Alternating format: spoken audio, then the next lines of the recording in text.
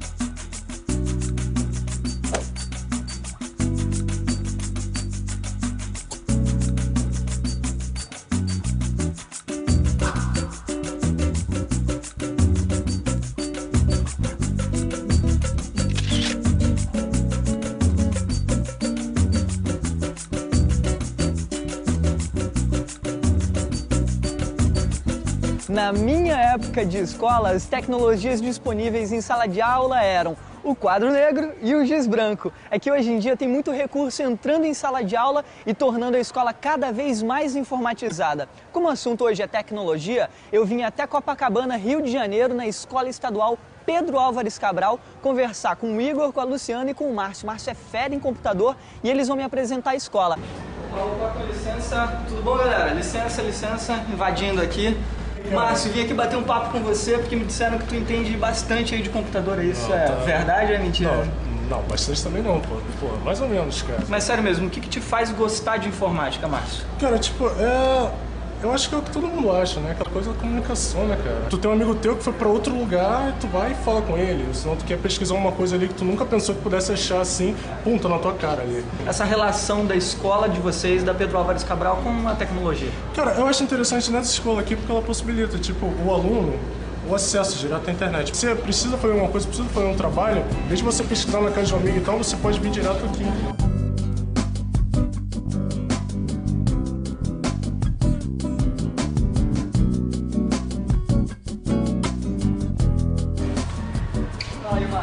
Cara, esse aqui é o tão amado auditório da diretora. Vocês fazem alguma coisa aqui, ô Igor? Você frequenta o auditório bastante ou não? A galera vem pra cá, toca, faz aula de teatro, entendeu? Aula de canto. Eu faço aula de expressão corporal. Aqui é um auditório que se faz de tudo. Ele se expressa bem corporalmente, Luciana? Isso aí já não é comigo.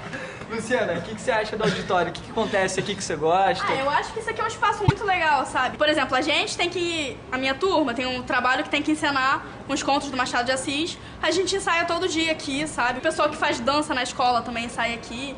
Então é bem legal, sabe? É bem diversificado. Não fica aparecendo essa parte. Com licença, professora, tudo bom? Boa tarde. Boa tarde. Tudo bom, gente? Como é que é esse trabalho de arte dentro da escola com os alunos? Olha, é muito legal porque a gente tem a oportunidade de ajudar na matéria, na matemática, no português. Com arte? Com arte. E aqui a gente dá a oportunidade do aluno se descobrir, porque nós temos música, aqui dentro temos teatro, temos artes plásticas, temos literatura, né? Quando o aluno tem a oportunidade de, através como nós já falamos, do trabalho de criação, a aprender a física, todas as matérias, ele penetra melhor e aprende melhor. Olha, tem uma frase do educador Jean Piaget que diz que o educador tem que ter a humildade de que ao ensinar ele também aprende. Então eu deixo eles livres na criação, porque muitas vezes eu aprendo com eles.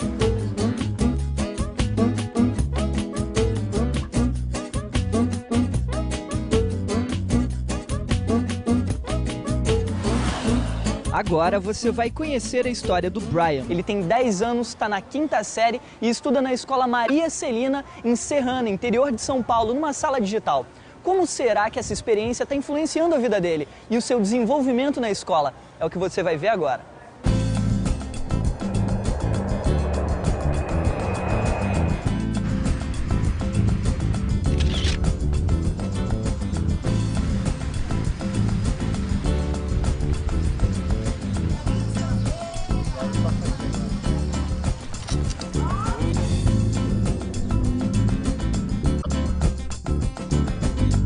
Oi, meu nome é Brian Lennon, tenho 10 anos, estudo na escola Maria Celina de Serrana.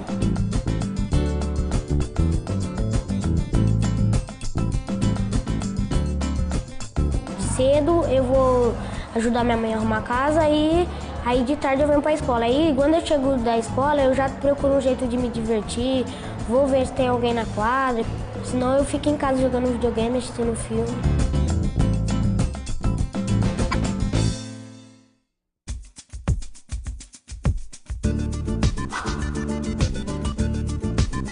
Hoje em dia, a Escola Maria Celina é considerada uma referência de ensino no interior de São Paulo, mas nem sempre foi assim. Até 5 anos atrás, a escola enfrentava sérios problemas e sofria com evasão de alunos. O ano de 2000 até 2004, essa escola sofreu uma situação muito severa aí com gangues, né? Nós tivemos, inclusive, vários assassinatos aqui dentro, inclusive nesta sala aqui que nós estamos conversando, morreu um aluno. Outra dificuldade, a evasão escolar muito grande. Eu tinha uma 5ª série que eu comecei com 52 alunos. Eu terminei com 5. O maior problema da educação é a evasão escolar. Não existe outro problema pior.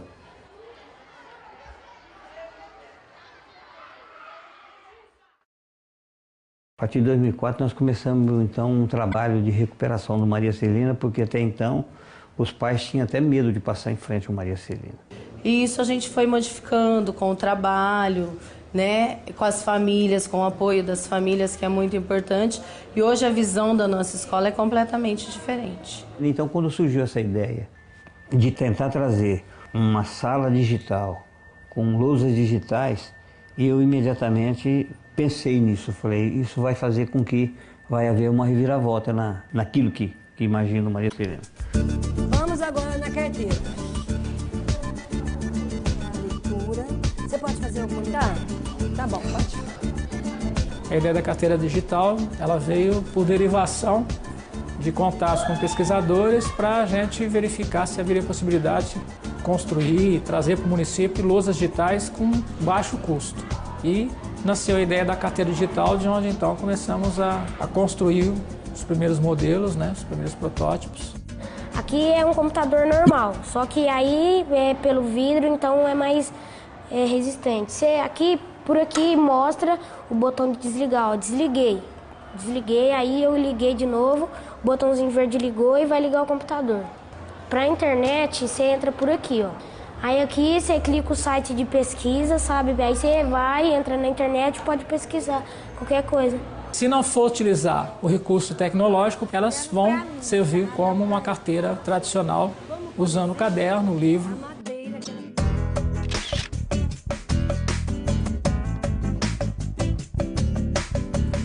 Como que se chama o livro de um core? O que o core tem? Aí eu vou voltar a imagem aqui.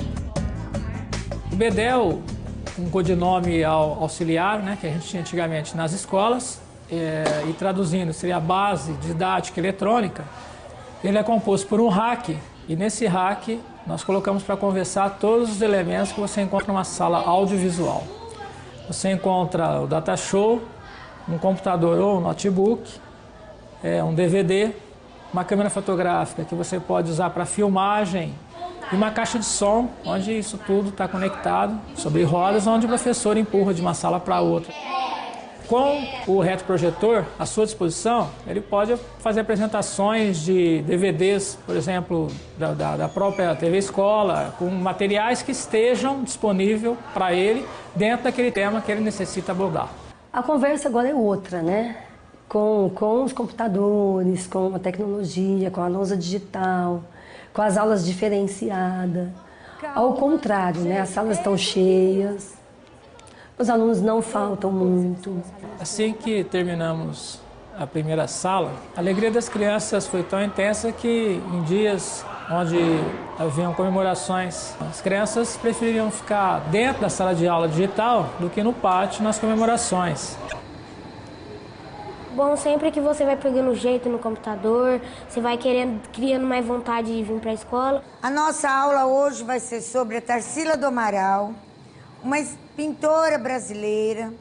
Primeiro, nós vamos pesquisar a vida, as obras da Tarsila através da internet. Você entra naquele site e copia a matéria, e depois tem exercício e tal, aí depois a professora já explica. As carteiras dão mais vontade de estudar também, né?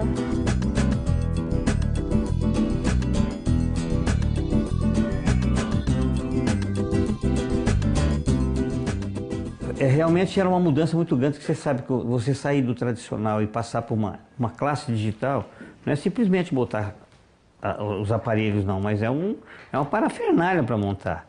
E outra, você tem uma sala só e você tem 16 salas funcionando. Eu tive que pensar também numa rotatividade nessa sala. E também tinha um outro problema, os professores não estavam especializados, nós tínhamos que preparar esses professores. E foi uma correria, cara.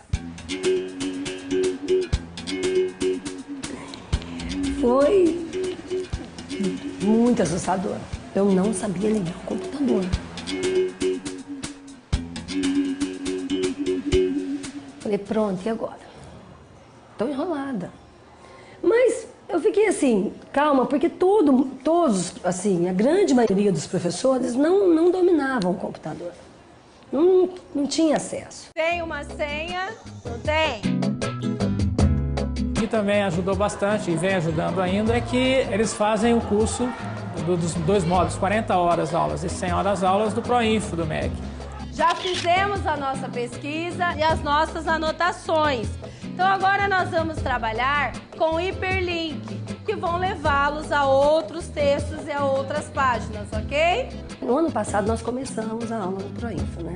Aí foi o básico, que é montar um PowerPoint, abrir uma pasta, abrir um e-mail, montar um blog. Aí eu fui montando as minhas aulas.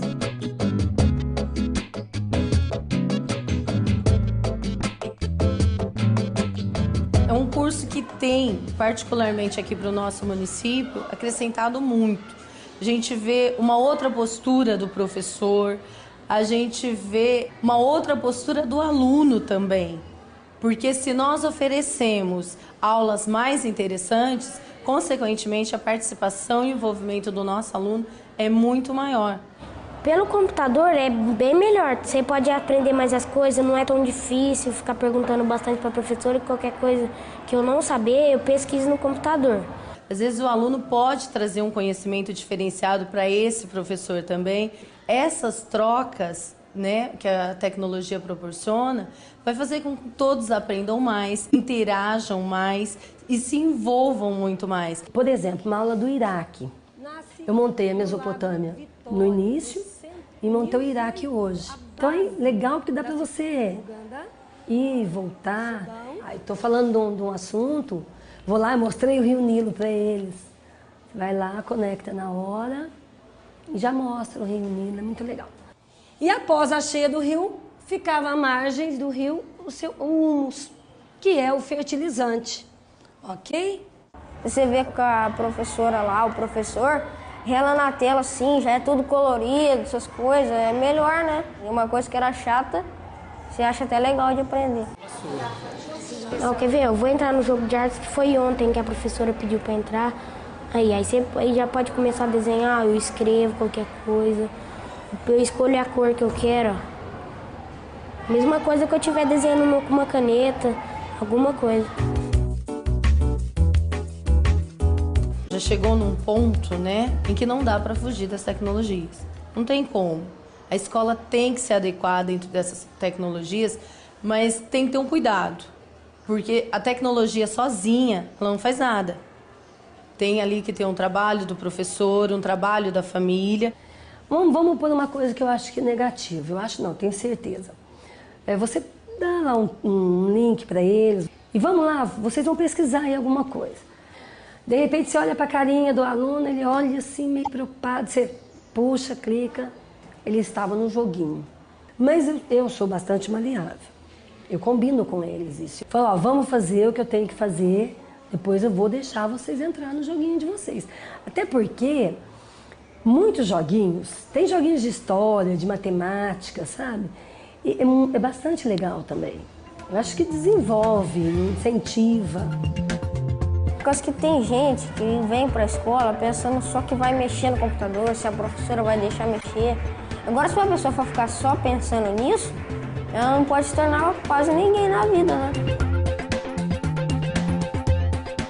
A gente tem ainda todo um caminhar e não vai ser uma estrada tão curta para poder separar o que nós temos aí de conteúdo do que nós temos de lixo. Preciso colocar nessas crianças o norte de que dá para usar de forma legal, de forma planejada e que isso contribua para o conhecimento e crescimento dela.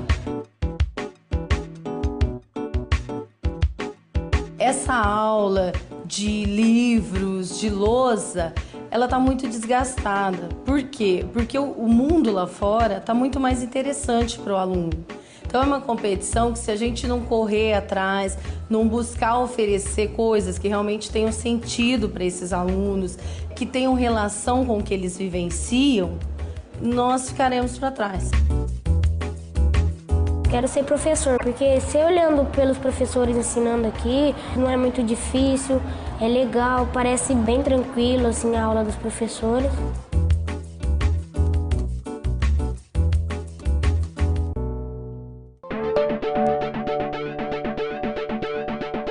O jovem, ele desenvolve uma grande capacidade de navegar por muitos lugares e de fazer várias coisas ao mesmo tempo. O grande problema desta competência é que se ela não for completada com outra que a escola tenta, que é de aprofundar, então você vira uma espécie de especialista em tudo sem saber nada. Então você pode trabalhar muitas coisas sem realmente ter uma consciência crítica. Então o papel do educador ele é insubstituível, de ser um mediador em aprofundar o conhecimento consistente, coerente e justificado numa sociedade complexa. É compreender a diversidade e fazer escolhas significativas. Eu nunca entendi por que as abelhas morrem depois de picar. Abelhas são insetos que despertam medo, terror e muitas abanadas desajeitadas. Quando se sente importunada por cheiros fortes, vibrações sonoras ou alguma outra ameaça, ela pica e usa o ferrão, que é a sua arma. Acontece que o ferrão é o prolongamento do abdômen da abelha e tem pequenas farpas que ficam presas na pele flexível dos humanos depois do ataque. A operária tenta arrancar e acaba perdendo a parte posterior do abdômen, junto aos intestinos, parte vital do seu organismo. Aí não tem jeito, morre. Pobre abelha, o crime não compensa. No próximo bloco, voltamos para a Escola Pedro Álvares Cabral, no Rio de Janeiro, para uma conversa com a poetisa e atriz Elisa Lucinda.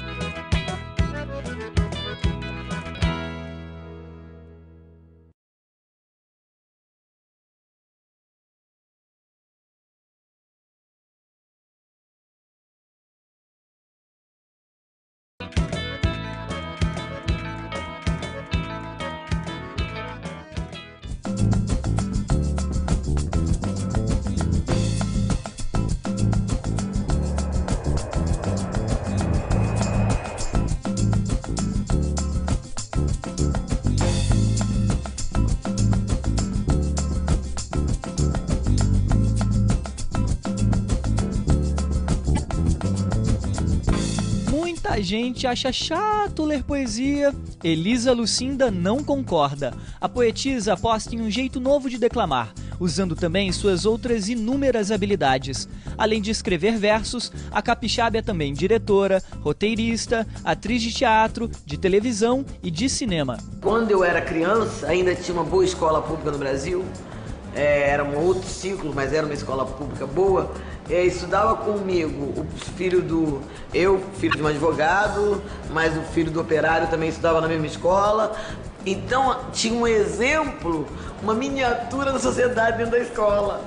Já trabalhou em novelas brasileiras, lançou livros e fez diversos espetáculos e recitais.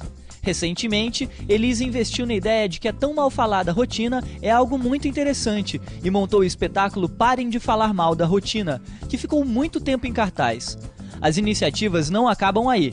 Há 10 anos ela mantém a Escola de Poesia Viva, em que ensina seus pupilos a fazer uma interpretação teatral dos versos. Para mim, o papel da escola pública é o papel mais poderoso na construção de um futuro à altura da majestade que o Brasil é no mundo. O lema da escola e de muitos trabalhos de Elisa Lucinda pode ser resumido em uma frase: falando poesia sem ser chato. Eu só quero dizer, se eu gosto da diversidade, perde muito mundo que se acha homogêneo. Galera da Escola Estadual Pedro Álvares Cabral, hoje estamos recebendo uma poetisa, cantora, atriz, jornalista, mulher multiuso, aquariana arretada. Uma salva de palmas para Elisa Lucinda. Obrigado por você ter vindo, viu, Elisa? Muito obrigada a você por ter me convidado. Fala um pouco sobre a tua educação, né? Como é que foi seu ensino médio, por exemplo? Pois é, o meu segundo grau, que é o ensino médio, eu estudei para ser professora, normalista. Existe ainda isso? Eu, com 17 anos, já estava dando aula e ainda é a minha profissão mais querida. Eu nunca fui uma aluna quietinha. Sempre fui muito inquieta, sempre fui muito arteira. Eu era uma menina muito curiosa, eu sou um ser humano curioso. E eu prestava muita atenção na aula, para eu poder não ter que estudar muito em casa. E alguém aqui tem alguma pergunta para Elisa? Fala aí, Luciana. A senhora também é atriz, certo? Muitos atores dizem que os personagens dão uma lição de vida. Assim, qual foi a maior que você teve, assim? Eu não sei se foi a maior lição de vida, porque cada personagem ensina uma coisa. A Pérola, por exemplo, de Mulheres Apaixonadas, a cantora, me ensinou a ser mais elegante, a descobrir uma elegância em mim. A doutora Selma foi muito interessante, porque me ensinou a ser tolerante com a intolerância. Porque o preconceito é uma intolerância, né? Porque eu não sei se você se lembra ou sabe sobre isso, Léo, era uma novela do Manuel Carlos, e a menina era tão racista, tadinha, por causa da mãe e tal, ensinaram a ela isso, que ela não aceitava o pão que eu desse. Eu andava na rua, as pessoas, dá na cara daquela garota, e não sei o que, bate na... Eu falava, gente, eu até quase concordava. Se fosse a Elisa, talvez não tivesse sido tão paciente. Mas a Selma amava aquele homem, o pai da menina, e trouxe a menina pelo amor. Você falou que sabe fazer várias coisas, tem talento múltiplo. E eu gostaria de saber quais são seus ídolos na interpretação, na poesia. Eu tenho os poetas Mário Quintana, Fernando Pessoa, Adélia Prado, brasileiros, esses caras fizeram a minha cabeça, porque quando eu tinha de 11, isso foi importante, de 11 anos a 17, eu estudei declamação, minha mãe me botou para estudar declamação. Essa mão que a poesia me deu, de 11 a 13 anos, quando a gente assim, não conta mais histórias pra gente, e a gente não está na literaturona. Então é um momento que o aluno fica meio perdido. E é uma boa hora para a poesia pegar a gente. Eu aconselho. A poesia traduz os sentimentos da gente. Vou declamar. Chama-se de Olavo Bilac, Pássaro Cativo. Armas num galho de árvore ou alçapão. E em breve, uma avezinha descuidada, batendo as asas, cai na escravidão. Dás-lhe então por esplêndida morada, a gaiola dourada, dás-lhe alpiste, água fresca, ovos, tudo. Mas por que será que, tendo tudo, há de o passarinho ficar mudo, arrepiado e triste, sem cantar? É que criança, os pássaros não falam, só gorjeando sua dor exalam sem que os homens os possam entender. Se os pássaros falassem, talvez os seus ouvidos escutassem esse cativo pássaro dizer: não quero teu alpiste, solta-me covarde, Deus me deu por gaiola a imensidade, não me roubes a minha liberdade, quero voar, voar. Imagine um aluno prodígio que aos 15 anos consegue uma autorização especial para entrar no curso de medicina e que depois larga a faculdade e a vocação médica para se dedicar ao seu principal talento, a poesia. Esse personagem vibrante com certeza já esteve bem perto de você. É Olavo Bilac. Ele é considerado o maior poeta do parnasianismo, movimento que, ao contrário do romantismo, se preocupava com a perfeição formal dos versos. O Beijo, um dos seus poemas mais famosos, começa assim: foste o beijo melhor da minha vida, ou talvez o pior, glória e tormento. Contigo a luz subi do firmamento, contigo fui pela infernal descida. A senhora se formou como professora, certo? Eu quero saber como é que a senhora conheceu a televisão ou o teatro, como é que foi a sua formação, como é que a senhora entrou na televisão. Eu queria ser atriz. Meu pai me convenceu a estudar jornalismo, já que eu tinha jeito com a palavra. O colégio tinha chamado meu pai dizendo que eu escrevia bem, fazia redação bem. Então eu fui nessa. E continuei fazendo teatro à noite. Eu era repórter na televisão. Boa noite, estamos aqui, vai começar o Espírito Santo Notícias, que era lá no Espírito Santo, eu sou capixaba. Aí eu fui entrevistar a Elba Ramalho. Ela estava apresentando uma peça de teatro, que ela fazia teatro na época. Aí eu chorei. Aí depois limpei os olhos e entrevistei ela. Ela não sabia, ninguém sabia que eu tinha chorado. Aí minha mãe, quando eu cheguei em casa, que me viu na TV, falou: minha filha, você chorou hoje, não foi? Eu falei assim: sim. Ela falou: por quê? Eu falei: mãe, porque eu não quero mais dar a notícia, eu quero ser a notícia. Eu já tinha 28 anos, vim embora para o Rio de Janeiro, já tinha um filho, mas o sonho é assim. Tem um poema assim, meu, pequenininho, chama A Conta do Sonho. Quanto custa um sonho? Alguma coisa ele sempre custa. Outras vezes, muitas coisas ele custa. Outras vezes, outros sonhos ele custa, mas não importa. Não importam os sacrifícios, os percalços, os espinhosos enredos, não importa. Uma vez vivido, o sonho está sempre num ótimo preço. Tá lá no dicionário. Poesia é a arte de escrever em versos. Mas para quem lê e se envolve, a poesia é muito mais do que isso. Ela tem o poder de emocionar, trazer lembranças, sentimentos esquecidos, angústias, medos. Rimbaud e Baudelaire, famosos poetas franceses, habitaram a linhagem dos malditos. Fumantes inveterados, boêmios, viciados, largados, doentes, esses vagabundos da palavra tinham os bares como a sua segunda casa. Tinham como temas recorrentes o erotismo, a decadência, a morte, o tempo, o exílio e o tédio, e abordavam principalmente o viés nefasto da vida. Aqui no Brasil, Augusto dos Anjos e Torquato Neto estão entre os que largaram o veneno dos versos no papel, para deleite dos leitores que podem vibrar com os seguintes versos de Torquato Neto: eu sou como eu sou, presente, desferrolhado indecente, feito um pedaço de mim. O que mais que te assusta e o que mais te fascina dentro da poesia? A diferença, digamos, entre o poeta e os outros seres é que ele, tudo que vive, testemunha.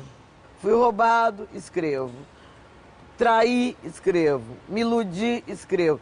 A vida inspira um poeta e ele traduz o seu pensamento, sua compreensão do mundo em poesia. E é muito maluco, porque os temas são os mesmos. Pensem bem, o amor. Há quantos milhões de anos um homem não canta o amor?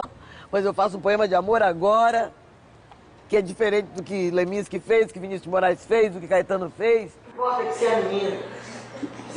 Importa que quando a gente escuta a conversa alheia, a gente baixa a nossa bola. Vê que a gente é humano, lutador, sonhador, todo mundo chora, todo mundo se endivida, todo mundo quer ser feliz, sabe? Todo mundo tem um sonho para realizar, ou vários, muitas vezes leva porrada. Tão bom, né?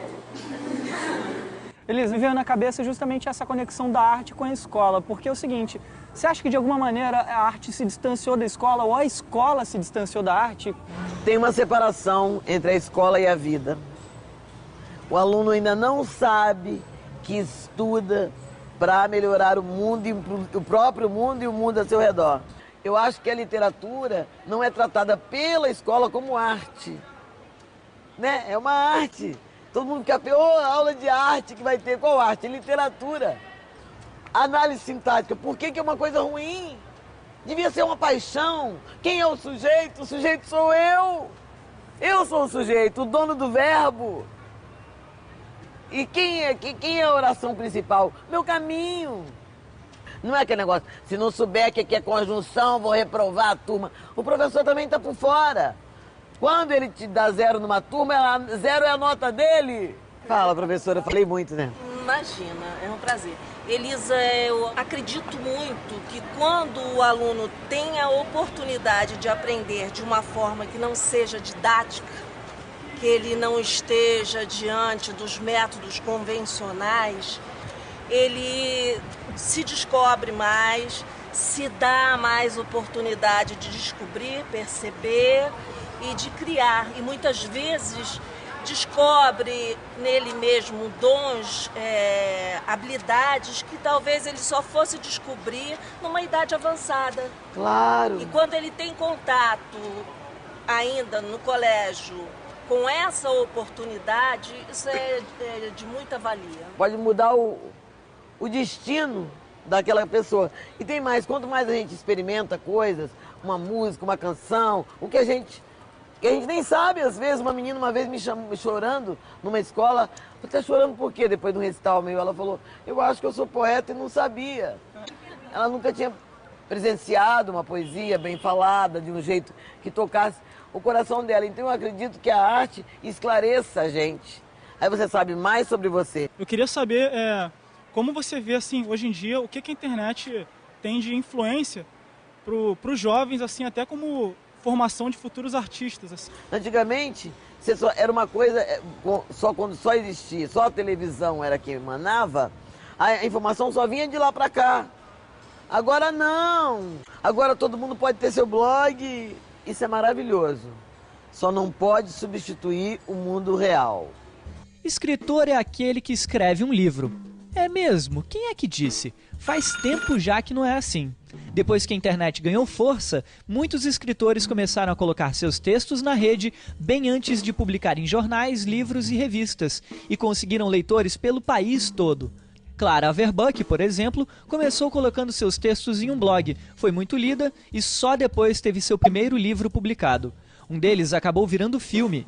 Uma outra autora, Ana Paula Maia, escreveu um folhetim pulp todo na internet. E Daniel Galera, uma das revelações da nova literatura brasileira, também deu seus primeiros passos na rede. Ele participou por 3 anos de um zine online e disponibilizou uma coletânea de contos na web, antes de fechar contrato com uma editora.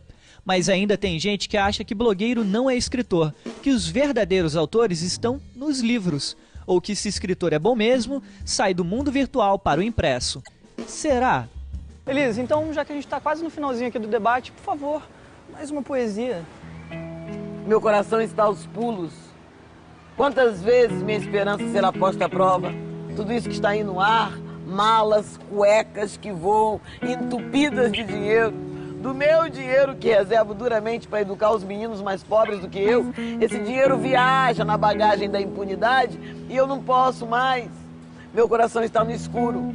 A luz é simples, regada ao conselho simples de meu pai, minha mãe, meus avós e os justos que os precederam. Pois bem, se mexeram comigo, se mexeram com a velha e fiel fé do meu povo sofrido, então agora eu vou sacanear. Mais honesta ainda, eu vou ficar só de sacanagem. Dirão, deixa de ser boba, desde Cabral, que aqui todo mundo rouba. Eu direi, não importa, será esse o meu carnaval, vou confiar mais e mais. E outra vez, sei que não dá pra mudar o começo, mas se a gente quiser, vai dar pra mudar o final. Deixa eu ouvir. Adorei. Só quem vê a estrada do sonho é o sonhador. Então caprichem. Sonhar já é metade do projeto. Elisa, Pedro Álvares Cabral. Obrigadíssimo, galera. Obrigada, professor. Valeu mesmo. No próximo bloco, tem a terceira e última etapa do Desafio das Abelhas, proposto para os alunos da Escola Hermínio Pagotto, em Araraquara.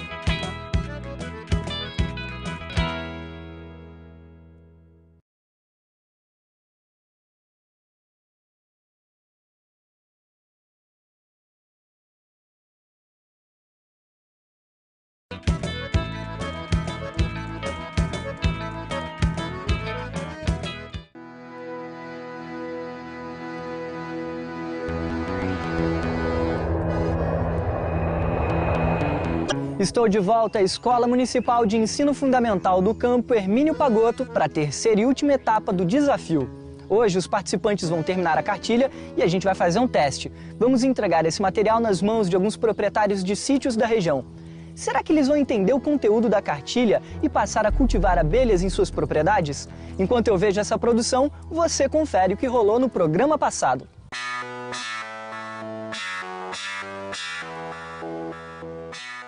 Nós vamos falar sobre as abelhas indígenas. Essas abelhas são abelhas que estão já num caminho de extinção.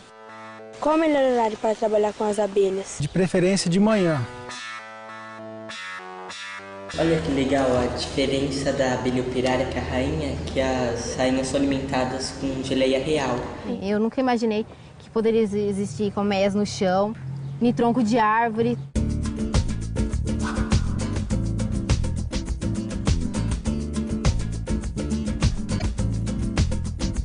Aquele texto que falava da importância das árvores para as abelhas, é bacana você entrar com ele aqui. Quando a Silvani trouxe um livrinho já feito, tipo uma cartilha, aí ela mostrou a gente, e aí na cartilha estava escrito algumas coisas, o que buscamos, capa, contracapa, apresentação, e a partir disso aí a gente começou a escrever pelo computador. Eu acho que aqui, ó, pode pôr isso, mas colocar uma frase sua, porque isso daqui tá tão científico e às vezes o produtor não entende, né? Nós dividimos, cada um fazer uma parte. Aí ficou muito assim, o pessoal começou a repetir as coisas, isso e aquilo. Aí nós juntamos cada um pedaço do seu texto e fizemos uma cartilha.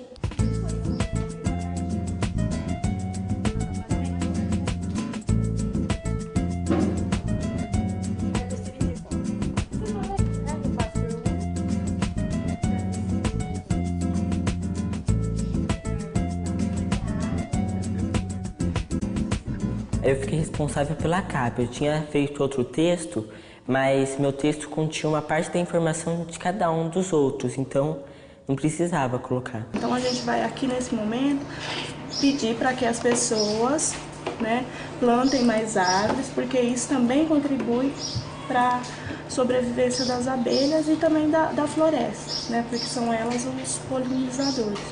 Cada um tinha feito seu texto. A gente pegou o texto um pouco de cada um, que cada um teve seu pensamento, né, tudo que aprendeu, colocou lá.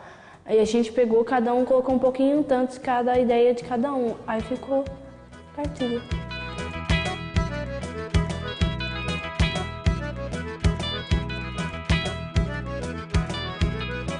Nós fizemos uma pesquisa sobre as abelhas sem ferrão e agora mostraremos a cartilha para mostrar a importância de criar abelhas sem ferrão. O objetivo dessa cartilha é incentivar o pequeno produtor rural a criar esse tipo de abelha, porque além delas ajudarem na polinização, elas também produzem mel de excelente qualidade com um agregado valor no mercado, trazendo bons lucros para o produtor. Agora vamos mostrar como que é a polinização da abelha. Quando uma abelha sai da colmeia, provavelmente a operária, em busca de alimento, ela carrega em suas patinhas um pouco de grão de pólen de cada planta, ajudando na fecundação dos vegetais. Sem essa ajuda da polinização, grande parte das flores não se transformariam em frutos e sementes. Bom, como muitos sabem, essas abelhas correm risco de extinção. E eu vou falar um pouco do que fazer para que isso não aconteça. Para que essas abelhas não entrem em extinção, é preciso que se evite o desmatamento, as queimadas, o extrativismo do mel e o uso inadequado de produtos agrotóxicos.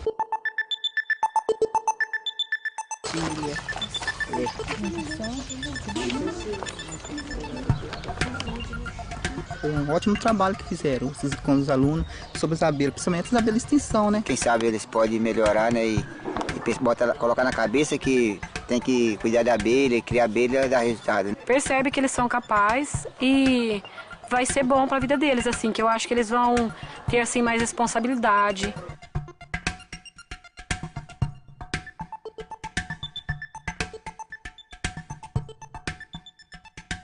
Desafio cumprido. Parabéns, professora Silvani, parabéns a vocês, alunos, participantes aqui, e parabéns também a todo o pessoal que ajudou, né, aqui no desafio das abelhas nativas. Professora Silvani, o que você aprendeu com esse desafio? Eu aprendi muito sobre as abelhas, sobre o ecossistema, né, como que é importante a preservação. Aprendi mais sobre os alunos aqui da escola, né, como eles se dedicam, qual é a concentração, tudo isso. E eles se dedicaram mesmo, professora? Sim, sim, eles se dedicaram, mas como todo aluno, às vezes foge um pouco da concentração, mas se dedicaram sim, né, estavam empenhados. Léo, você, o que você achou do desafio das abelhas nativas, Léo? Achei muito interessante saber mais sobre as abelhas, porque eu não conhecia muito. Algumas curiosidades, assim, tirar algumas dúvidas também. Achei legal, uma coisa interessante. Eu aprendi muito sobre as abelhas, que nem lá em casa tem esse tipo de abelha. Eu não fazia ideia do jeito, da colmeia delas, foi muito interessante. E é o bacana o que a Joyce falou, porque aqui no assentamento existem muito, mas até agora a gente nunca tinha aprofundado no assunto. E esse desafio fez com que a gente conhecesse mais e defendesse ela, não simplesmente porque ela está lá e existe, mas porque agora a gente tem propriedade para defendê-las. Eu não conhecia a abelha, eu achava que ela só estragava as paredes, eu pegava água e tacava no buraquinho para matar. Mas agora eu vi que elas são importantes e vou cuidar mais. Vocês sentiram alguma coisa parecida no nosso mundo, né, os seres humanos e o mundo das abelhas? Elas vivem em sociedade, cada um tem que desempenhar a sua função. Uma depende da outra. Uma depende da outra, né? Trabalhar em grupo, Iago, é mais fácil? Mas vou falar logo a verdade. Tem uns que não... Trabalhar em equipe é quando você trabalha um ajudando o outro. Não é apenas alguns gravar o que ele tem que falar e o outro chegar na hora e falar que só vai segurar o cartaz. Entendi. Rolou uma briga aqui então, hein? Sim, porque tem uns que não ajudam e só quer ir pelas costas dos outros. O outro trabalha, chega na hora ele só quer segurar as coisas, não quer fazer nada. E professora, você sentiu que o grupo trabalhou unido ou já vi que rolou um... Não, teve momentos e tem, né? Na verdade, as abelhas é uma sociedade que realmente funciona. Infelizmente, nós humanos deveríamos, né, aprender com elas e esse é o propósito que a gente faça igual às abelhas, né? Quando um não desempenha o seu trabalho, o que deveria ser, a gente acaba comprometendo todo o sistema. A minha avaliação, embora a gente tenha também copiado, mas colocou muito pensamento de vocês. Tanto que vocês trouxeram até na apresentação para os agricultores, falas suas. Eu também concordo que foi um pouco copiado, porque como nós ia saber das abelhas se nós não tivesse outros como pesquisar? Eu penso que o material é consequência clara, estrutura evidente para o leitor. Todo o texto mostra planejamento comunicativo com poucas repetições. Material ilustrado, articulando de modo adequado figuras e conteúdos. A capa tinha bastantes ilustrações, assim, mas no meio da cartilha poderia ter mais algumas, eu acho. Eu acho que não, porque a capa ficou bem enfeitada, tava bom. A capa eu achei até que teve bastante imagens, mas eu acho que dentro da cartilha que não teve muitas. Foi só texto também, né? Entendi, ou seja, tinha que ter um pouquinho mais de imagem, né? Pra pessoa olhar assim, dar curiosidade de ler, não ficar aquele textão pra lá. A gente procurou uma linguagem fácil, que as pessoas conhecem. A gente, na verdade, até utilizou os termos técnicos, mas sempre conciliando com o popular, né, com a linguagem popular. Achei bem interessante, porque as palavras que a gente mesmo não estava entendendo, a gente colocou significado, assim, achei que ficou bem da hora. Bem, na nossa avaliação nós ficamos com 16 pontos. Qual era a nota máxima? Eu penso que se fosse 20, a gente está num bom caminho. Costuma procurar o 100%, mas não chega. A gente mira na lua, se acertar a estrela tá ótimo. Tá ótimo. Bacana, desafio cumprido. Parabéns para a professora. Muito obrigada. Parabéns para os alunos, para os funcionários, para a escola Emílio Pagotto. Uma salva de palmas para vocês. Achei que foi bom, mas eu acho que ficaria melhor se todo mundo tivesse dado uma palavrinha assim, todo mundo tivesse fazendo alguma coisa, ia ficar mais bonito, cada um falando um pouquinho o que entendeu, ia ficar melhor. Acho que o pessoal tá bem tenso, assim, a maioria tá querendo segurar os cartazes. Não, eu não falei porque eu tava com vergonha. Achei que ficou bem legal, o pessoal explicou muito bem. Eu gostei porque os resultados foram bons, nós estudamos bastante. Então acho bem interessante eles serem assim participantes, se tornarem críticos e ver a importância dele, a colocação deles dentro de uma sociedade. Qual é o papel que cada um pode fazer. Então isso é o mais importante desse desafio que foi lançado. O objetivo do quadro Desafio é trabalhar temas que tenham a ver com a realidade dos alunos e dos locais onde eles vivem e incentivar, junto com a escola, a preocupação ambiental e social e a cidadania dos jovens. A Escola Municipal de Ensino Fundamental do Campo Hermínio Pagotto propôs, junto com a gente, o desafio das abelhas nativas e ajudou a acabar com um problema muito comum aqui da região. Na próxima semana, eu vou lançar um novo desafio em uma nova escola. A gente se vê lá! Quem passa pela Avenida Paulista não tem como não olhar para o prédio quase flutuante, como uma caixa suspensa no ar por pilares vermelhos. A imponente construção é o Museu de Arte de São Paulo Assis Chateaubriand. O MASP foi fundado em 1947 pelo empresário Assis Chateaubriand e pelo crítico de arte italiano Pietro Maria Bardi. Os dois aproveitaram a situação lamentável do período pós-guerra na Europa para visitar as principais capitais culturais e conseguiram comprar verdadeiras relíquias da arte a um bom preço.